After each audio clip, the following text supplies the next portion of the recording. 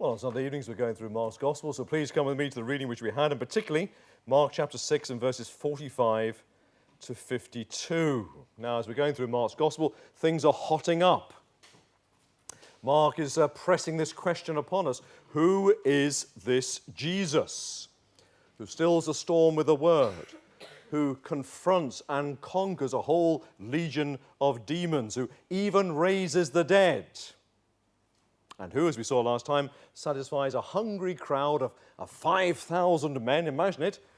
I know what men can be like, but 5,000 men, he satisfies them with a packed lunch. 5 loaves and 2 fishes. And who is this who can walk on water? So have that passage open in front of you, Mark 6, verses 45 to 52. We have 3 things to say this evening, 3 points. And the first is this: let's remind ourselves what happened. The hour is late, the crowd is big, we're miles from anywhere. Not only that, having fed this great crowd with such abundance, who knows what they might do next? After all, these are Jews waiting for their Messiah, and they're waiting for the opportunity to overthrow the hated Romans. This is a volatile gathering. John in his Gospel says the crowd wanted to take Jesus by force and make him king. After all, with Jesus at the head of a popular uprising, they would be unstoppable. So before there's talk of revolution and somebody does something that everyone regrets, Jesus, he packs off his disciples, he dismisses the crowd, and he goes up to a mountain to pray. Verse 45, immediately he made his disciples get into the boat and go before him to the other side, to Bethsaida, while he dismissed the crowd. And after he had taken leave of them, he went up on the mountain to pray. Jesus' schedule is punishing. When you read this gospel, when life gets difficult, it just seems to get more difficult. If you remember, we're here because it's supposed to be a holiday, a much-needed break, a much-needed rest. But the crowd won't leave Jesus alone. When he's got nothing left, others are saying more. When he needs others, everyone needs him. How does he keep going? Where does he, in his weakness, draw his strength? And Christian friends, you know the answer. He went up on the mountain to pray. That's something to remember on Monday, Tuesday, and so on. Well, from his vantage point, Jesus looks out to sea, verse 47. And when evening came, the boat was out on the sea, and he was alone on the land. And he saw that they were making headway painfully, for the wind was against them. As a kid holidaying in Cornwall, my father and I would take a rowing boat out to the mouth of the estuary to fish.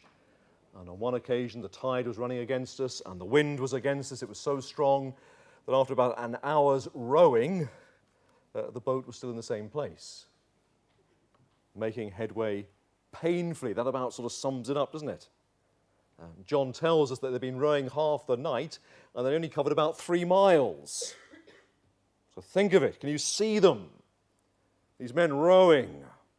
There's Peter, this great bear of a man. His muscles are rippling. And there's his brother, Andrew, and there's James and John. And they're straining at the oars hour after hour after hour, and it's painful progress. They're getting nowhere fast. And so while the disciples struggle on, Jesus walks out to meet them. Verse 48. And he saw that they were making headway painfully, for the wind was against them. And about the 4th watch of the night, he came to them, walking on the sea. He walks on the water. And of course, walking on the water, he makes much better progress than they do. And says Mark, about the 4th watch of the night, about 3 a.m., Jesus comes into sight. Now, verse 48 tells us he meant to pass by them. At least that's how it looked. Remember, this is Peter's eyewitness account. But maybe in Mark's choice of words, there's something more.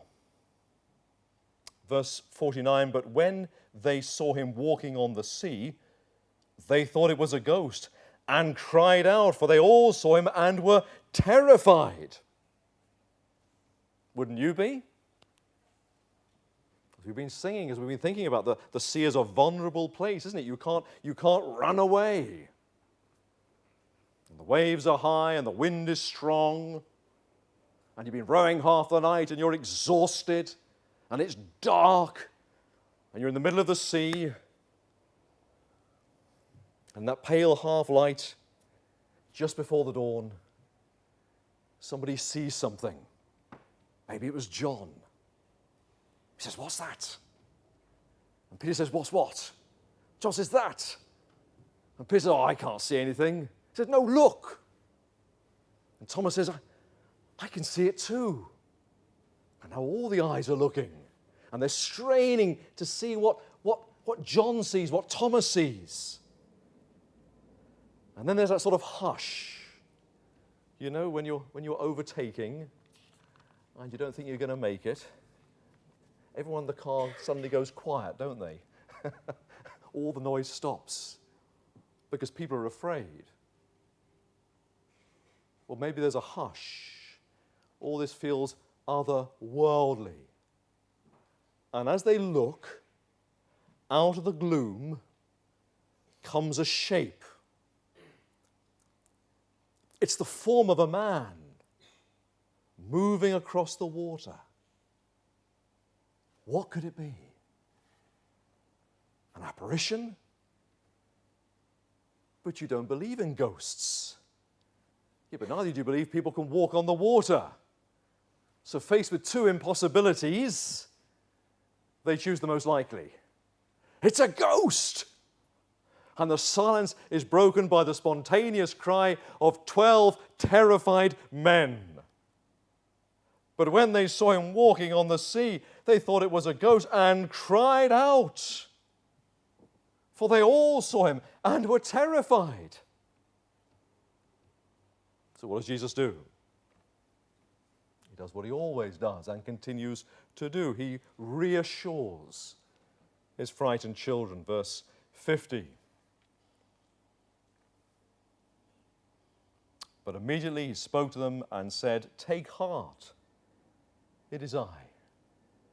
Do not be afraid." Doesn't leave them to panic a moment longer. It's all right. It's me. Don't be afraid. And with that, verse 51, he steps from the sea into the boat, and the wind ceased. The crisis is over. It's all right. Jesus is here. The rowing, the exhaustion, a ghost. But now everything starts to come down. The darkest hour, just before the dawn. And in the first light, the disciples, they sit there utterly astounded. But in Mark's account, there's a sting in the tail, isn't there? Verse 51, and they were utterly astounded, for they did not understand about the loaves, but their hearts were hardened. The implication of Mark's words is this, that if the disciples had put two and two together and worked out the identity of Jesus, who he really is, then they wouldn't have been in such a flap. They would have understood who's in control, who is on their side, who can meet their every need, and who is with them always. And therefore, Christian friends, however unexpected the situation, there was no need to panic. In spite of everything, at that moment, the disciples, they just don't seem to get it. They don't see it. They haven't yet worked out who this Jesus is. Have you? Well, point number 2.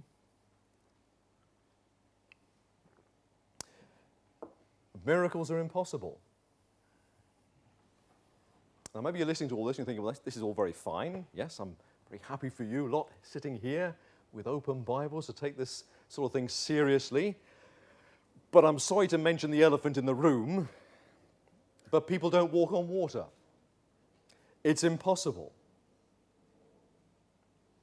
The noted theoretical physicist Stephen Hawking wrote this in his book, The Grand Design. He said, "Ignorance of nature's ways led people in ancient times to invent gods, to lord it over every aspect of human life."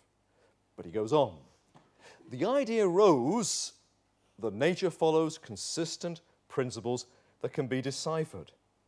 And so began the long process of replacing the notion of the reign of the gods with the concept of a universe that is governed by the laws of nature." Maybe that's where you're coming from. You know, here's Mark's gospel 2,000 years ago. They're simple people, they're superstitious people, they need to believe somehow in the supernatural. Maybe you think, well, I'm sure there was a Jesus, but as the story got handed down, somehow the story sort of got bigged up. And Jesus, the carpenter, got bigged up into this godlike figure who could even walk on water. And it was written down, and it worked then, and people thought, oh, yes. But actually, this is 2014, and we've put away our superstitious, childish ways. We've grown up. The story doesn't have traction anymore. It just doesn't work, because we all know that people don't walk on water. Okay, well, look at the disciples' reaction. Verse 49, "And when they saw him walking on the sea, they thought it was a ghost and cried out, for they all saw him and were terrified." They thought it was a ghost. Why? Because they know that people don't walk on water. These men are skeptics. They know this stuff doesn't happen. Hence their reaction. And anyway, can we really believe that these men are sort of ignorant, gullible fools, ready to believe anything? Think of them, Peter, Andrew, James, John, they're fishermen. They run a business. They've spent their lives on the sea. If you've met fishermen, they're very down-to-earth sort of people, aren't they? They're not the sort of people to invent a story or to believe a story unless it's true.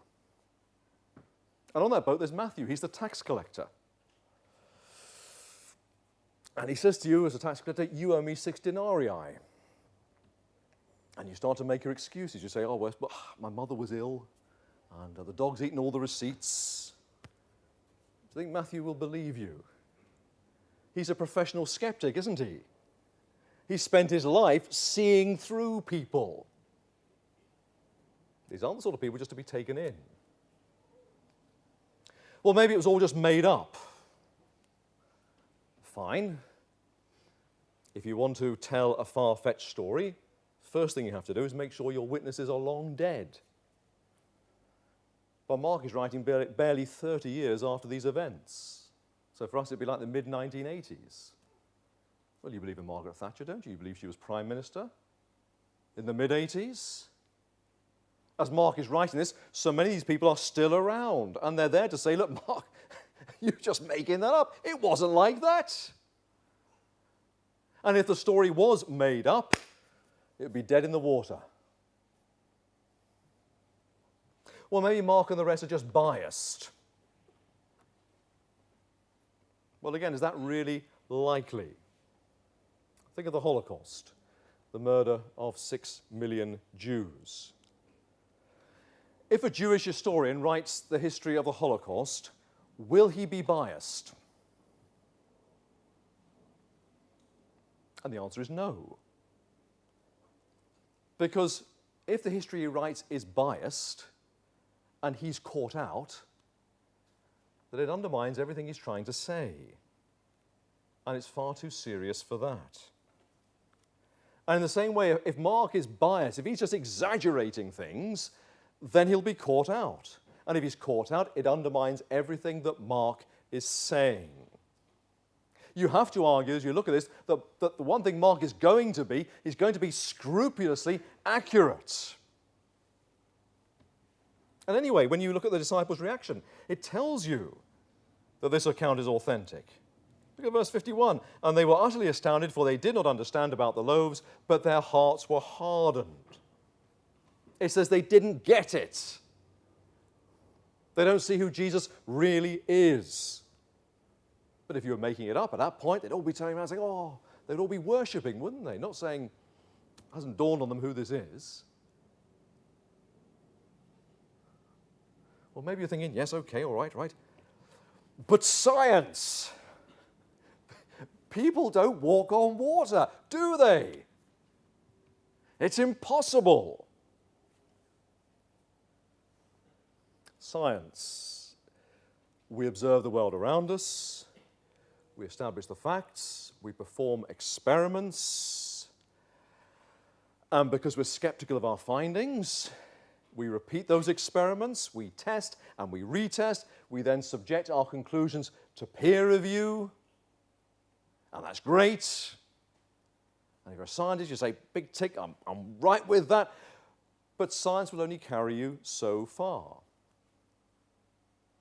If we only believe what science can prove, what science tells us, then we're a bit stuck. Since no one was around to see the Big Bang, and since the Big Bang you can't test it and retest it, by that way of looking at things, you can't believe in the Big Bang. And what about 1066 and all of that? Can science prove the Battle of Hastings? And you think she's wonderful. And he's drop-dead gorgeous. But can you subject those sorts of reactions to science? There are plenty of things out there, aren't there, which science can't measure, but they're no less real.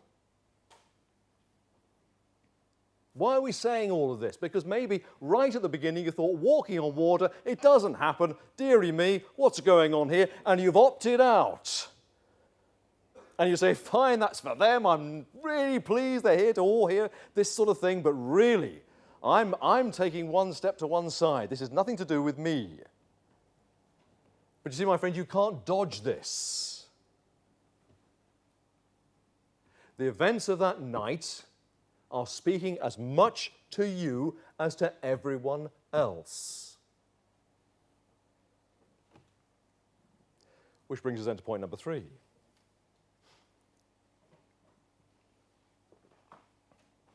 Who then is Jesus? Well, what did the disciples see that night? A ghost? No. A man.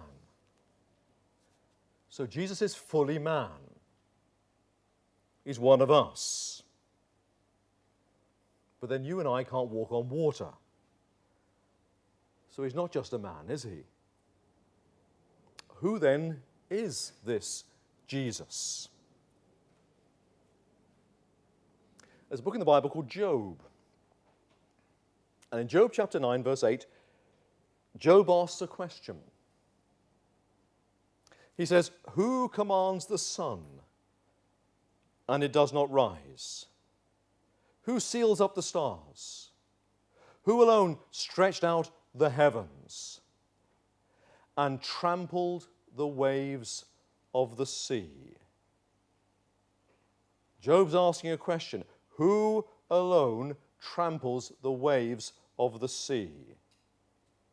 And back comes the answer. God. It's God who tramples the waves of the sea. And here is Jesus trampling the waves of the sea. So who is he? How does the Bible begin? In the beginning, bang? No, in the beginning, God. In the beginning, God created the heavens and the earth. And being the God of order, he created an ordered universe. And being the lawgiver, he made a universe governed by laws. It's Hawkins' laws of nature. Laws which science can measure, which science can understand. Laws which are intelligible and predictable. But it's not those laws that are sovereign. God is. And what if that night, to make a point, God chose to change the way he does things? What if that night, to make us sit up and think, he chose to walk on the water, to trample the waves of the sea? And of course, science can't keep up. And all the clever people relying as they do on God doing things his usual way, they can't keep up. But then God is God. And he's free to change the usual way he does things, to make a point, so that we do stop and listen and think and say, this doesn't happen. But it happened that night. He tramples on the waves of the sea. Verse 48, and about the fourth watch of the night, he came to them walking on the sea. So who is this Jesus? Oh, he's Mary's son, and he's fully man, and he's one of us. But he's more, isn't he? He's the maker of the worlds. He's the fire that burns behind all reality. He's the God who is there. And if you look at the way Mark has written it, he's scattered the clues throughout the passage. Look at the way he's written it. Verse 46. He went up on the mountain to pray. Well, if you know your Old Testament, if you know the Hebrew Scriptures, time and again, God, where does he meet with people? On the mountain. God is the God who comes down on the mountain, be it Mount Sinai or Mount Zion. And here is Jesus on the mountain. But he comes down from the mountain, because this is the God who dwells among us. And verse 48, he meant to pass by them. Mark's chosen those words deliberately. He meant to pass by them. Now, obviously, when Peter's watching, that's the way it looked. But Mark's saying it like that because he's also hooking into something else. Again, the Old Testament, Moses speaks to God. He asks God, please show me your glory. So what does God do? God puts him in the cleft of the rock while his glory passes by. God meets with Moses. His glory passes by. And here, verse 48, he meant to pass by them. Mark is saying, if you have eyes to see, if you are looking, if you look upon Jesus as he goes to pass by, you will see the glory of God. And verse 50, immediately he spoke to them and said, take heart, it is I, do not be afraid. And again, if you read the Old Testament, the Jewish scriptures, we find God again and again reassuring his frightened people. And when he reassures them, he uses exactly this sort of language. So to Joshua he says, be strong and courageous, do not fear, for it is the Lord your God who goes with you. You can almost be saying, take heart, it is I, do not be afraid. The echoes in Mark are deliberate. He's saying, hook into this. Can you hear it? You've heard this before. Anyone remember the Jam? When their number one, Start. When you hear Start for the first time, you think, I've heard that before. And you have, because it sounds like the Beatles' Taxman. Well, Mark in his gospel, he plays a tune.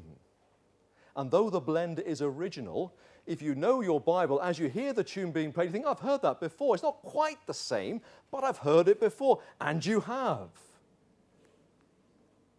The echo is deliberate. Because the Jesus who walks on the water is the living God.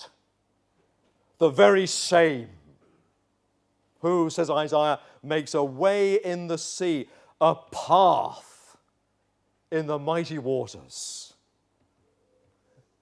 But of course the irony is those who are actually there to witness it still haven't worked it out.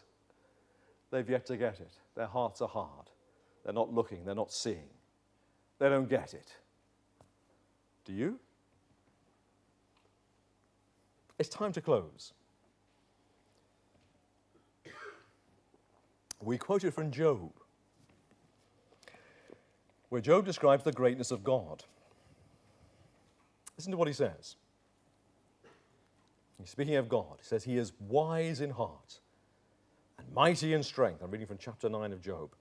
Who has hardened himself against him and succeeded? He who removes mountains, and they know it not, when he overturns them in his anger. Who shakes the earth out of its place, and its pillars tremble. Who commands the sun, and it does not rise. Who seals up the stars. Who alone stretched out the heavens, and trampled the waves of the sea. And he starts talking about the constellations. Who made the Bear and Orion, the Pleiades, and the chambers of the south. Who does great things beyond searching out, and marvelous things beyond number. And there's Job confronting us with this image of the greatness of God. But actually that's no comfort at all to Job. Because if you know anything about Job, Job at this point is going through agonies. He's a man who's lost everything. He's even lost his children. And in his heartbreak, Job cries to God. And he's got one question: why have you done this to me? But there's no answer. God is out of reach. God is out of sight. Job goes on to say, behold, he passes by me, and I see him not. He moves on, but I do not perceive him. God will not turn back his anger. As far as Job is concerned, yes, God is big, and God is invisible, and God is angry. Angry with Job. And it seems to Job that God will take any opportunity just to punish him. And Job's agony is that he wants to meet with God, he wants to find God, he wants to have it out with God. But as far as he's concerned, there's no way of getting to God. God's out of reach, out of sight, beyond his grasp. Have you ever felt like that? You really want to find God, but he's beyond everything, and you can't seem to touch, you can't seem to reach. And then in chapter 9, Job then says this: if only there was a mediator, if only there was someone to sort of arbitrate between God and me, someone who could stand between God and me, someone with kindness and understanding, someone like me, says Job, who could argue my case. But someone with a stature and legitimacy to stand in the presence of God. If only there was someone, as it were, to bring God within reach, to bring God and me together. And oh, if only there was someone to lift the rod of God's anger from my back, so that I might have rest, I might have peace with God. But Job in his agony says, there is no one. There is no arbiter between us who might lay his hand on us both. Let him take his rod away from me, and let not dread of him terrify me. As far as Job is concerned, God is still God. Great, invisible, out of reach, and angry with him. The God who tramples the waves of the sea.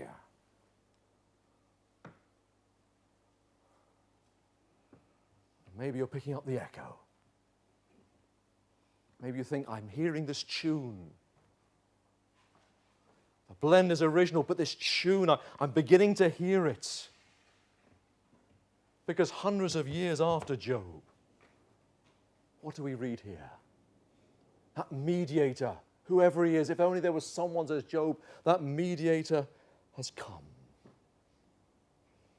Paul says, for there is one God, and there is one mediator between God and men, the man Christ Jesus, the man who tramples the waves of the sea. You see, one who understands us, one who is kind, one who knows what it's like to be a human being, one who can speak for us to God because he is a man, but also one who can speak for God to us because he is God. He's come. It's like Job cuts out a space and says, if only there was someone who would fill that sort of space, that shape. And Mark says, look, here we are. I've cut him out. He fits perfectly into the space. He's come. And he can bring us together. And he can take the rod of God's anger away. He can bring God to me and me to God, so I can know God and enjoy peace with him. And of course, as we read on in Mark, Jesus does that through his cross. The Bible's always straight with me. It says, I've wronged God, I've broken God's commands, I haven't loved God with all my heart. Of course I haven't. I haven't loved my neighbor as myself. And God is justly angry with me. But at Calvary, Jesus stands between God and me, and he becomes the meeting place of my sins and God's anger. And as a man, he sheds his blood for my sins. But as God, he bears the infinite wrath that is justly deserved against my sin. And so it's by his cross, as it were, hanging between heaven and earth, it's by his cross that he brings us together. So I can enjoy peace with God. And much, much more. I can know God. I can find God. I can experience God. I can start calling him as Father, friend, King, husband. Brings me to know him and to serve him. My friend, do you feel God's out of reach? That if God passed by you, you'd never know? That God's afar off. Maybe you've prayed to God and God never answers. And you're thinking, well, maybe he's not there. Maybe there is no such God. Maybe these are mutterings in the dark. Do you feel God's unknowable, unreachable? Maybe there's that thought at 2 a.m. that he is big and invisible and he's angry with me. Maybe you don't know what to do. Then the answer is to come to Jesus Christ. He's the one who brings us together. He's the way to know God, to find God, to be right with God. So do you want to know God? Do you want to know the one who made you? The one who meant you? The one who put you here on this earth? You weren't a mistake. He made you with all that you are. It's all deliberate, all planned. He put you here. And he put in your heart a desire to reach out for him. And he's not far away. He's near in Christ. Do you want to know him? Well, you won't find him outside Jesus. But if you come to Jesus, the mediator, there is the promise of God. So why don't you come? Why don't you come? Lord, you died on a cross. You died the punishing death that sinners deserve to die. You died to save condemned sinners. Well, I'm a condemned sinner. So save me. And if you come to Jesus, he will bring you to God. You can meet God tonight in Jesus Christ? Why don't you? When Moses said to God, "Please show me your glory," God said yes and no. He said, "You can see something of my glory. My back will pass before you, but you can't see my face.